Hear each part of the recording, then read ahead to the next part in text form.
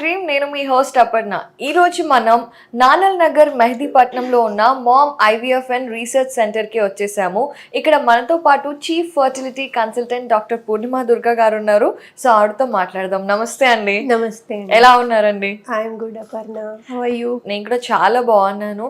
అయితే డాక్టర్ పూర్ణిమ గారు, మనం ఇన్ఫర్టిలిటీ గురించి మాట్లాడుకునేటప్పుడు ముఖ్యంగా మనకి ఆడవారికి ఉండే సమస్యలలో వినేవి పీసీఓఎస్, పీసీఓడి. సో మీకు డాక్టర్స్ కూడా, అంటే మనకు క్యాజువల్గా కూడా ప్రెగ్నెన్సీ రావట్లేదంటే నీకు పీసీఓడి ఉందా అని అడిగేస్తారు. డాక్టర్లు కాకపోయినా కూడా అడుగుతారు. సో అసలు what is PCOS, what is PCOD అనేది ఫస్ట్ చెప్తారా? పీసీఓఎస్ అంటే పాలిసిస్టిక్ ఓవేరియన్ సిండ్రోమ్ అని అంటాం అనమాట. సో బేసిక్గా ఈ పీసీఓడి మీరు చెప్పినట్టు చాలా మందికి, అంటే ఇది ఓవర్ డయాగ్నోసిస్ అంటాం కదా, అంటే లేని వాళ్ళకు కూడా చాలామంది పీసీఓడి ఉంది అని అనుకుంటారు. జనరల్లీ పీసీఓడి అంటే ఏంటంటే ఈ హార్మోనల్ ఇంబ్యాలెన్స్. జనరల్గా ఫీమేల్లో ఈస్ట్రోజన్, ప్రొజెస్ట్రాన్ అనే ఫిమేల్ హార్మోన్స్ ఉంటాయి. అవును. దాంతోపాటు ఈ ఫిమేల్ ఓవరీ ఏదైతే అండాశయం ఉంటుందో కొంచెం మేల్ హార్మోన్స్ని కూడా సెక్రీట్ చేస్తుంది నార్మల్గా కూడా. వాటిని టెస్టోస్టిరాన్, ఆండ్రోజన్స్ అని అంటాం. ఈ పీసీఓడి వాళ్ళల్లో ఏమవుతుందంటే ఈ some reasons unknown, might be genetic reason వల్ల కానీ, ఆర్ హార్మోనల్ ఇంబ్యాలెన్స్ వల్ల కానీ, ఆర్ లైఫ్ స్టైల్ ఇష్యూస్ వల్ల కానీ ఈ ఇన్సులిన్ రెసిస్టెన్స్ అండ్ ఈ హార్మోన్స్ అనేవి కొంచెం మేల్ హార్మోన్స్ ఏవైతే ఈ ఆండ్రోజన్స్ అండ్ టెస్టోస్టిరాన్స్ అని చెప్పాం కదా, ఇవి కొంచెం స్లైట్లీ హయ్యర్ ఉంటాయి అన్నమాట కంపారిటివ్గా అదర్ ఫీమేల్స్. దీనివల్ల ఏమవుతుంది, వాళ్ళకి ఎగ్ డెవలప్మెంట్ అనేది కరెక్ట్గా ఉండదు. ఓవులేషన్ అనేది ఎవ్రీ మంత్ పీరియడ్స్ రెగ్యులర్గా ఉన్న వాళ్ళకి 13-14 డే రోజు ఓవులేషన్ అవుతుంది. వీళ్ళల్లో ఓవులేషన్ అనేది కరెక్ట్గా ఉండదు. ఎందుకంటే మేల్ హార్మోన్స్ ప్రిడామినేట్ అయ్యి ఫీమేల్ హార్మోన్స్ తగ్గిపోవడం వల్ల. సో వీళ్ళకి ఫస్ట్ సిమ్టమ్ మనం చూసేది ఇర్రెగ్యులర్ సైకిల్స్. కానీ ఈ పీసీఓడి ఏంటి అంటే most commonly reproductive age group ఉంటుంది కదా, వాళ్ళలోనే ఎక్కువ ఇన్సిడెన్స్ ఉంటుంది. సో కానీ ఏంటంటే కొంతమంది టీనేజర్స్ ఉంటారు, యంగ్ గర్ల్స్ వాళ్ళు కూడా చాలామందికి పీసీఓడి డయాగ్నోజ్ అని రాస్తారు. కానీ యంగ్ ఏజ్లో ఎక్కువ ఎగ్స్ ఉండడం కామనే, కానీ దాన్ని కొంచెం మిస్ఇంటర్ప్రిట్ కూడా అవుతుంటుంది అనమాట ఈ పీసీఓడి అనమాట. అర్థమైందా? అంటే కొంతమందికి ఎక్కువ యంగ్ ఏజ్ పెరిగే కొద్ది మనకి అకౌంట్ తగ్గిపోతూ ఉంటుంది. కానీ యంగ్ ఏజ్ వాళ్ళల్లో కొన్నిసార్లు మన స్కాన్లో పీసీఓడి పిక్చర్ లాగా, అంటే ఎక్కువ ఎగ్స్ కనిపించినప్పుడు కూడా చాలామంది పీసీఓడి అంటారు. సో పీసీఓడి డయాగ్నోస్ చేయడానికి ఆర్ పీసీఓఎస్ డయాగ్నోస్ చేయడానికి మనకి స్పెసిఫిక్ గైడ్ లైన్స్ ఉన్నాయి. ఏంటి అంటే జనరల్గా వాళ్ళలో ఇర్రెగ్యులర్ సైకిల్స్ ఉండడము, ఎక్సెస్ హెయిర్ గ్రోత్ ఉండడం. ఈ మేల్ హార్మోన్స్ పెరగడం వల్ల ఎక్సెస్ హెయిర్ గ్రోత్ అవుతుండే, అంటే అప్పర్ లిప్ పైన హెయిర్. సో కొంతమందికి హెయిర్ లాస్ అవ్వడము, దాన్ని హిర్సిటిజం అంటాం అనమాట, చిన్ పైన హెయిర్. కొంతమందికి అయితే హెయిర్ లాస్ అయిపోతుంది, బాల్నెస్ కూడా ఉంటుంది కొంతమంది ఫీమేల్స్కి, ఈ మేల్ హార్మోన్ ఎఫెక్ట్ వల్ల అనమాట. అండ్ స్కాన్లో పీసీఓడి పిక్చర్ అంటే ఈ ఎగ్ అనేది రిలీజ్ అవ్వకుండా చిన్న చిన్న సిస్టుల్ లాగా అయిపోతుంది. చాలా మంది నీటి బుడగలు ఉన్నాయి అని అంటూ ఉంటారు అనమాట. అది స్కాన్లో చేసినప్పుడు ఎక్కువ సిస్టులు ఉండడం వల్ల నీటి బుడగల లాగా స్కాన్లో కనిపిస్తుంది. ఈ మూడిట్లో ఎనీ 2 out of 3 అంటే ఇర్రెగ్యులర్ సైకిల్స్ కానీ, ఆర్ ఈ ఎక్సెస్ హెయిర్ గ్రోత్, ఈ మేల్ హార్మోన్స్ పెరగడం వల్ల వచ్చే ఎక్సెస్ హెయిర్ గ్రోత్, ఇవి సిమ్టమ్స్ కానీ, ఆర్ స్కాన్లో ఈ నీటి బుడగలు లాంటి పిక్చర్, ఈ మూడిట్లో అట్లీస్ట్ 2 ఉంటేనే మనం పీసీఓఎస్ అని లేబుల్ చేయొచ్చు. ఓకే. సో దీనికి మనకి స్పెసిఫిక్ గైడ్ లైన్స్ అనేవి ఇచ్చారు. సో అందరికీ ఈ కొంచెం ఎక్కువ ఎగ్స్ స్కాన్లో కనిపించిన వాళ్ళందరినీ పీసీఓడి అని అనలేమన్నమాట. That's what I'm trying to explain. So at least 2 out of 3 ఇవి ఉన్న వాళ్ళని మనం పీసీఓఎస్ అంటాం. పీసీఓడి అంటే పాలిసిస్టిక్ ఓవేరియన్ డిజీజ్. జనరల్గా పీసీఓఎస్, పీసీఓడిస్ ఆల్మోస్ట్ సినానిమన్సే. కానీ ఈ పీసీఓడిలో మెయిన్ ప్రాబ్లం ఏంటంటే ఇన్సులిన్ రెసిస్టెన్స్. మన బాడీలో ఇన్సులిన్ అనే హార్మోన్ ఉంటుంది కదా, అది సరిగ్గా పనిచేయదు వాళ్ళు. సో మనం జనరల్గా చూస్తే పీసీఓడి వాళ్ళలో డయాబెటీస్ ఇన్సిడెన్స్ కూడా చాలా హై ఉంటుంది because of this insulin resistance అనమాట. ఓకే. అయితే ఈ పీసీఓఎస్, పీసీఓడి అనేది అసలు ఏ వయసు నుండి మనకి వచ్చే అవకాశాలు ఉంటాయి? జనరల్గా అంటే సాడెస్ట్ పార్ట్ ఏంటంటే ఇది రీప్రొడక్టివ్ ఏజ్ గ్రూప్ వాళ్ళలోనే చాలా హై ఇన్సిడెన్స్ ఉంటుంది. So if you can take రఫ్గా మనం ఒక 20 to 35 ఏజ్ గ్రూప్ ఉంటుంది కదా, వీళ్ళల్లోనే ఎక్కువ ఇన్సిడెంట్స్ అనేది మనం చూస్తూ ఉంటాం. ఈ హార్మోనల్ ఇంబ్యాలెన్స్ కానీ, ఈ ఓవ్యులేషన్ ప్రాబ్లమ్స్ కానీ, ఒబిసిటీ వల్ల ఈ ఇన్సిడెంట్స్ పెరగడం కానీ, ఈ ఏజ్ గ్రూప్లోనే మోస్ట్లీ మనం పీసీఓడి ఎక్కువ చూస్తూ ఉంటాం. ఓకే. సో అసలు డయాగ్నోస్ చేయాలి అంటే ఓన్లీ స్కాన్స్ త్రూ చేస్తారా? బ్లడ్ టెస్ట్ చేస్తారా? అండ్ మామూలుగా మనకి ఏదైనా ఫర్టిలిటీ ఇష్యూ ఉన్నా ఏదైనా ఉన్నా 2-3 సైకిల్స్ మనకి టెస్ట్లు జరుగుతూ ఉంటాయి. ఈ పీసీఓఎస్ పీసీఓడికి కూడా ఒక రికరెంట్ పర్టికులర్ టైంలో టెస్ట్లు చేయటం అనేది అవసరమా? జనరల్గా ఏంటంటే ఈ పీసీఓడి నేను మీకు చెప్పినట్టు ఈ 3 out of 3 కేటగిరీస్ చెప్పాను కదా, ఇర్రెగ్యులర్ సైకిల్స్, మేల్ హార్మోన్స్ ఎక్కువ అవడము, దానివల్ల గ్రోత్ పెరగడం అండ్ స్కాన్. సో దీనికి తగ్గట్టు మనం టెస్ట్ చేసుకోవాలి. సో పీసీఓడిలో మెయిన్ ప్రాబ్లం మనకి ఓవ్యులేషన్తో కాబట్టి డీటెయిల్ హిస్టరీ ఏదైనా మనం ఒక పేషెంట్తో ఒక 5 నిమిషాలు కూర్చుని డీటెయిల్ హిస్టరీ తీసుకుంటే వాళ్ళ మెన్స్ట్రల్ సైకిల్స్ ఎలా ఉన్నాయి, ఇర్రెగ్యులర్ ఉన్నాయంటే మోస్ట్లీ ఓవ్యులేషన్ ప్రాబ్లమ్స్ ఉంటాయి, వాళ్ళకి సరిగ్గా ఓవ్యులేషన్ అవ్వకపోవడము అలా ఉండే అవకాశం ఉంటుంది. సో డీటెయిల్ హిస్టరీ ఫస్ట్ తీసుకోవడం, తర్వాత డూయింగ్ అ ప్రాపర్ అల్ట్రాసౌండ్లో మనకి క్లియర్గా పీసీఓడి పిక్చర్ నేను మీకు చెప్పాను కదా, ఈ ఎగ్ రిలీజ్ అవ్వకపోవడం వల్ల ఏమవుతుంది అంటే సిస్ట్ల కింద తయారైపోతుంది. వాటిని పర్ల్స్ ఆఫ్ స్ట్రింగ్స్ అంటాము. మనకి పర్ల్ నెక్లెస్ ఎలా ఉంటుంది ప్యాటర్న్ అలా కనిపిస్తుంది అనమాట స్కాన్లో మనం చూస్తే. సో నీటి బుడగలు అంటాము. సో అది క్లియర్గా ఆ పిక్చర్ మనం ఆ స్కాన్ చేయగానే మనకి పీసీఓడి అని క్లియర్గా తెలుస్తుంది వాళ్ళల్లో.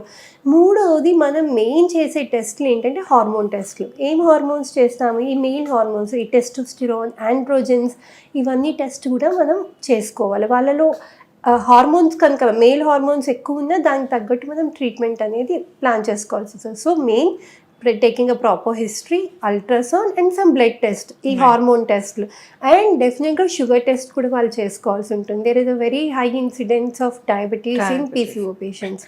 సో అలా టెస్టులు చేసుకుంటే మనం ఒక నిర్ధారణకి రావచ్చు వాళ్ళకి పీసీఓడి ఉందా లేదా. అయితే డాక్టర్ పూర్ణిమ గారు, ఇప్పుడు ఏవైతే సిమ్టమ్స్ అందరూ ఉంటున్నారో చాలామంది కూడా కొంచెం ఒక పీరియడ్ మిస్ అవ్వగానే కంగారు పడిపోయి అమ్మో నాకు పీసీఓడి వచ్చేసింది, నాకు హార్మోనల్ ఇంబ్యాలెన్స్ అయిపోయింది అనుకుని భయపడే వాళ్ళు కూడా చాలామంది ఉంటారు.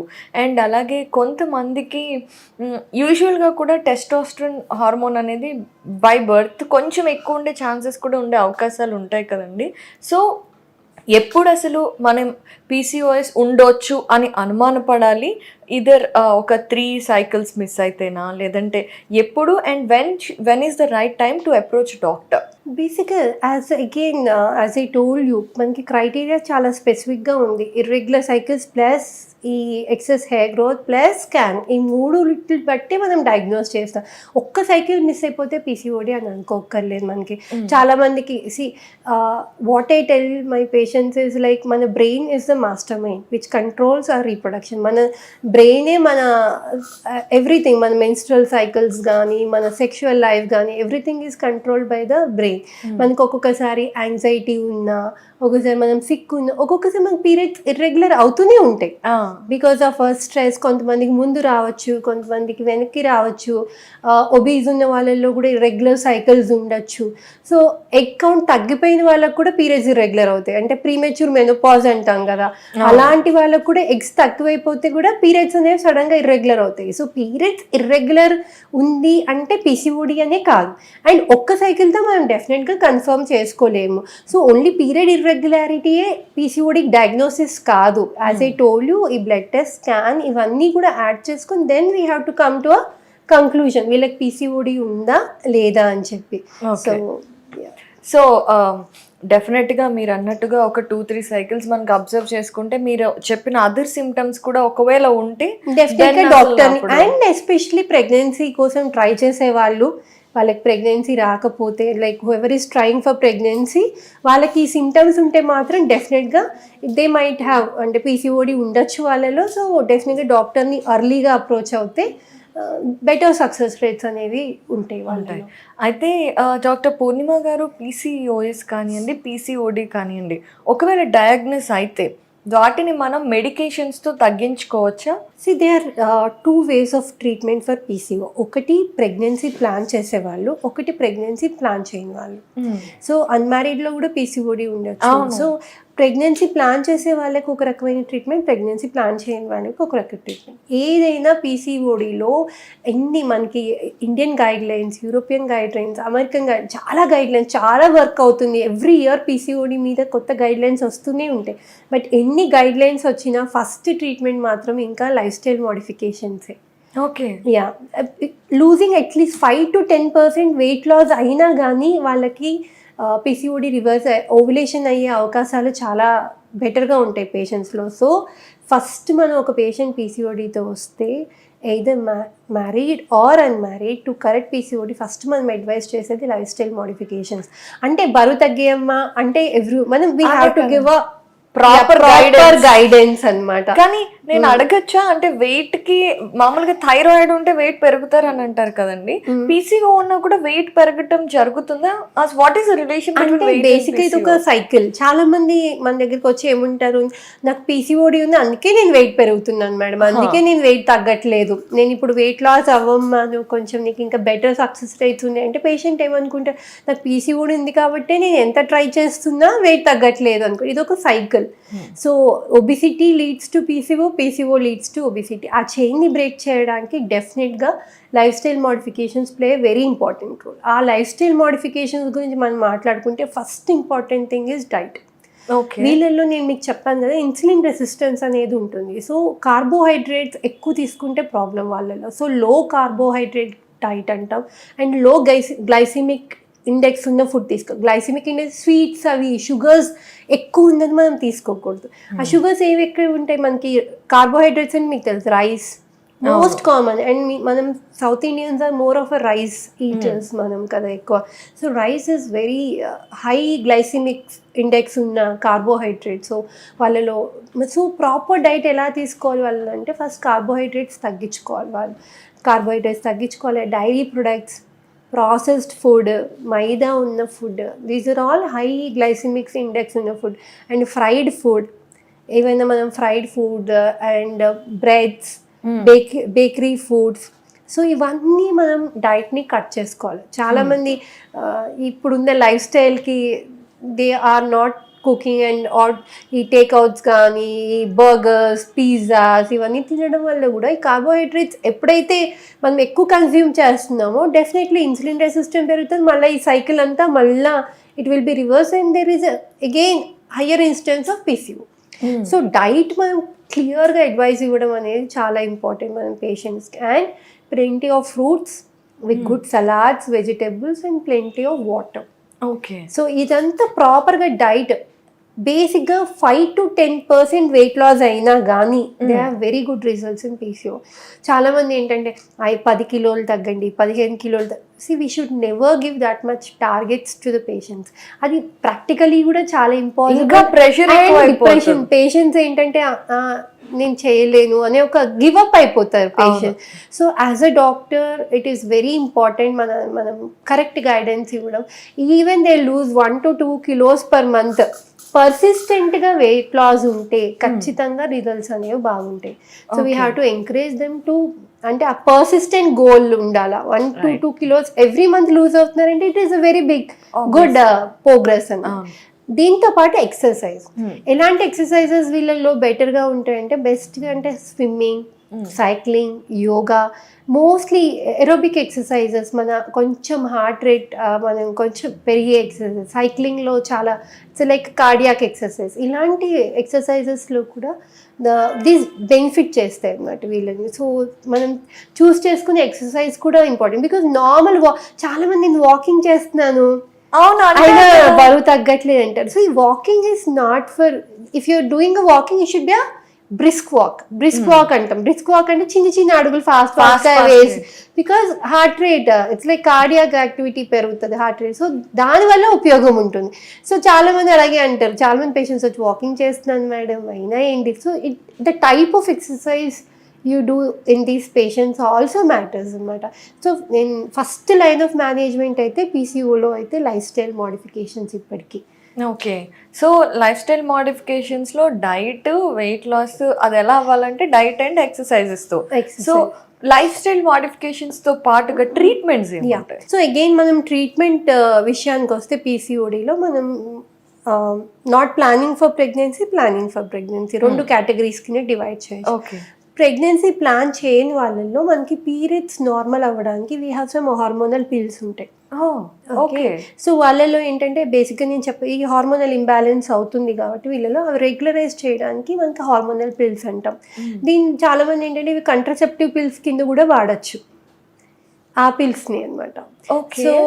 సో దాంతో అవి నార్మల్ హార్మోన్స్ రెగ్యులరైజ్ అయ్యి పీరియడ్ సైకిల్స్ అనేవి వాళ్ళకి నార్మల్ అవుతాయి. దాంతోపాటు lifestyle modifications plus so కానీ when you use these pills, ఈ పిల్స్ వాడినప్పుడు మీకు ప్రెగ్నెన్సీ కూడా రాదు.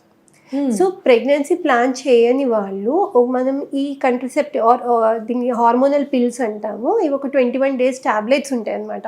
మనం జనరల్గా 5th day పీరియడ్ వచ్చిన 5th day నుండి స్టార్ట్ చేస్తే 21 days వేసుకున్న తర్వాత అది స్టాప్ చేసాక మళ్ళీ సైకిల్ వస్తుంది. I'm sorry to interrupt, I have a doubt. ఇప్పుడు మనకి బాడీలో టెస్టోస్టెరాన్ పెరుగుతుంది కాబట్టి మనకి పీసీఓడి వస్తుంది. ఇప్పుడు హార్మోనల్ పిల్స్ ఇస్తే సప్రెసెస్ టెస్టోస్టెరాన్, అంటే ఉమెన్ లో ఉండాల్సిన హార్మోన్స్ ని ఇంకా రెగ్యులరైజర్స్. ఇట్ డజంట్ సప్రెస్ ఇట్ రెగ్యులరైజర్స్ అన్నమాట. ఓకే. ఎక్సెస్ ఏదో ఆ సైకిల్ ని బ్రేక్ చేసి రెగ్యులరైజ్ చేస్తుంది. Then how does it work as a contraceptive? అంటే కంట్రసెప్టివ్ పిల్స్ కూడా ఇదే మెకానిజం అన్నమాట. సో చాలా మంది ఏంటంటే ఇవే పిల్స్ ఎందుకు నేను కంట్రసెప్షన్కి కూడా వాడచ్చు అని చెప్తున్నా అంటే చాలామంది మేడం ఇది ప్రెగ్నెన్సీ రాకుండా కదా ఇస్తారు పిల్ అని అంటారు. సో ఆల్మోస్ట్ ద కాంపోజిషన్ ఈ సేమ్. ఒకటే మెడిసిన్ 4-5 ఇండికేషన్స్ కూడా ఉంటాయి. సో ఎలా అయితే ఓవులేషన్ ని సప్రెస్ చేసి పీరియడ్స్ ని రెగ్యులరైజ్ చేస్తుంది. సో అందుకని వాళ్ళకి ప్రెగ్నెన్సీ రాదన్నమాట. కరెక్ట్. సో ఈ సైకిల్ రెగ్యులరైజ్ చేయడానికి అన్నమాట. ఓకే. సో ముఖ్యంగా హార్మోనల్ పిల్స్ అనేది మనకి సైకిల్స్ రెగ్యులరైజ్ చేయడానికి వాడచ్చు. Then they have 2-3 indications apart from this అన్నమాట. సో వాటి వల్ల ఏం సైడ్ ఎఫెక్ట్స్ ఉండవా అండి? అంటే మనకి ఇప్పుడు చాలా లో డోస్ పిల్స్ వచ్చాయి. ఇది వరకు చాలా హై డోస్, ఇప్పుడు చాలా సేఫ్ కంట్రసెప్టివ్ పిల్స్. ఈ హార్మోనల్ పిల్స్ అనేవి చాలా లో డోస్ పిల్స్ వచ్చి they are mostly safe only.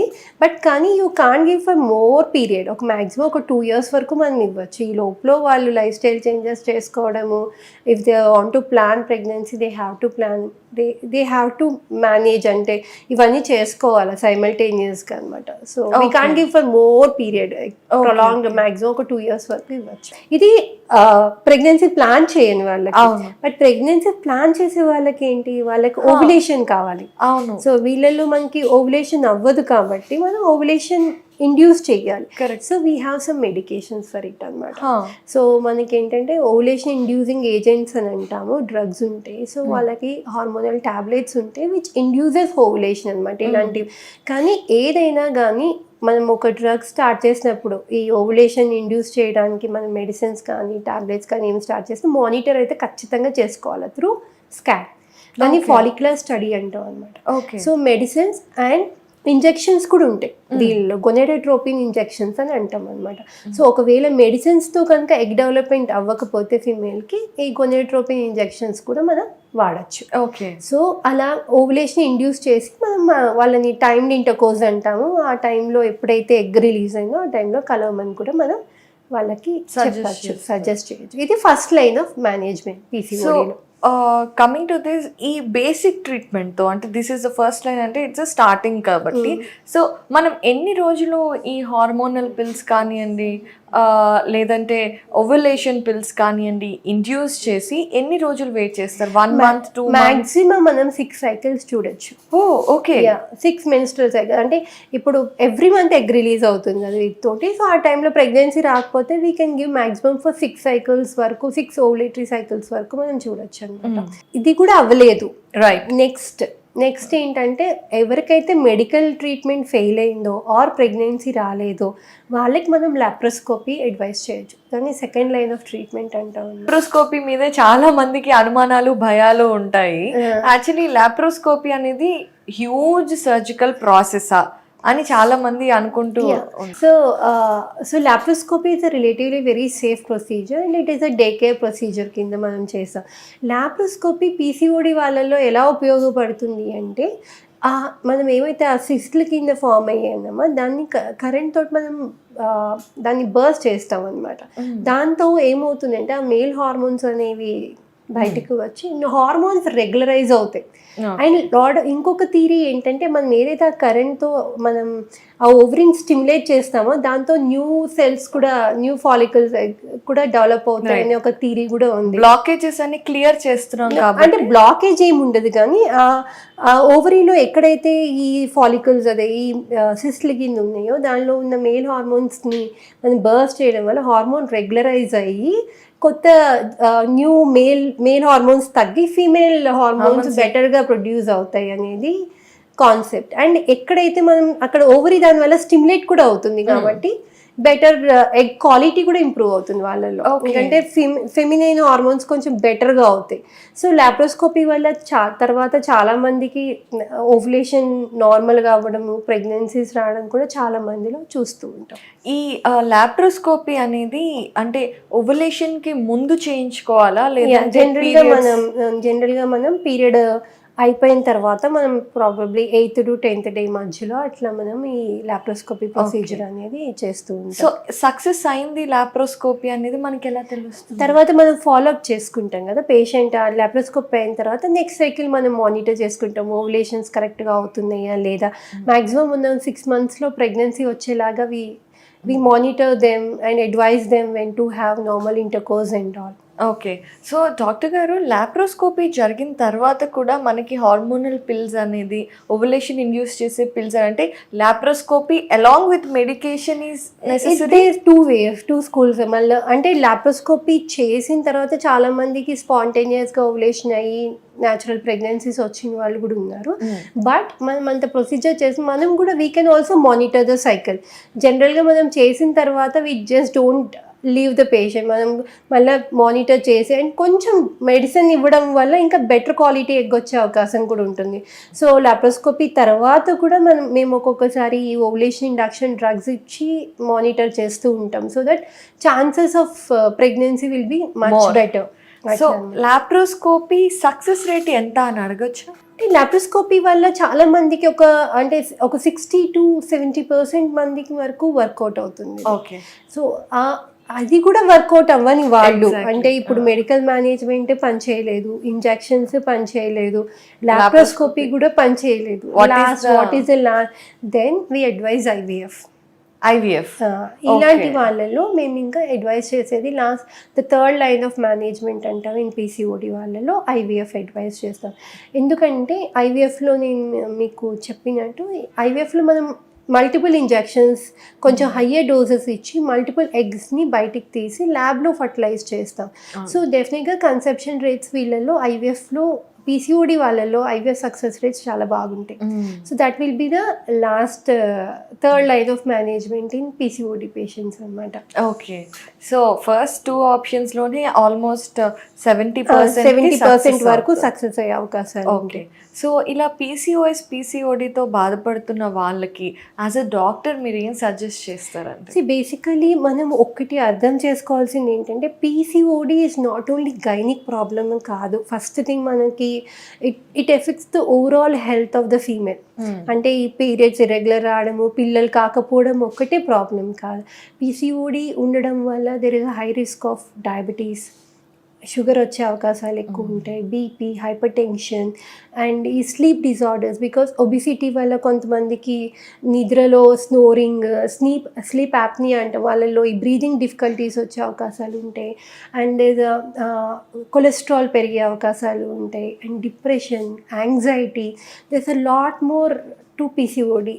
అంటే ఒక పిల్లలు ఇర్రెగ్యులర్ సైకిల్స్ కాకుండా. సో నేను ఇచ్చే సజెషన్ ఏంటంటే don't treat PCOD as a gynaec. అంటే పిల్లల కోసము ఇర్రెగ్యులర్ సైకిల్స్ కోసమే కాదు, మీ ఓవరాల్ హెల్త్, మీ ఫ్యూచర్ హెల్త్ కూడా, మీకు లాంగ్ టర్మ్ ప్రాబ్లమ్స్ని ప్రివెంట్ చేసుకోవడానికి కూడా you have to treat PCOD అనమాట.